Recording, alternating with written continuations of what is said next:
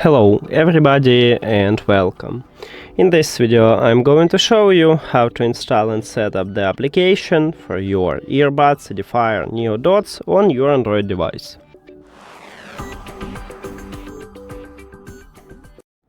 You have to start by open Play Store and then go to the search at the bottom. Now click at the search line at the top and write a Defyre. Now search. Right here we need to scroll down and you need to install the application what called a Defyre Connex.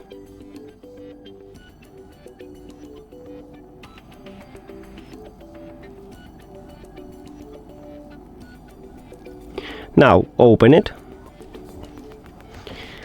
Click Agree, Allow, go to the settings.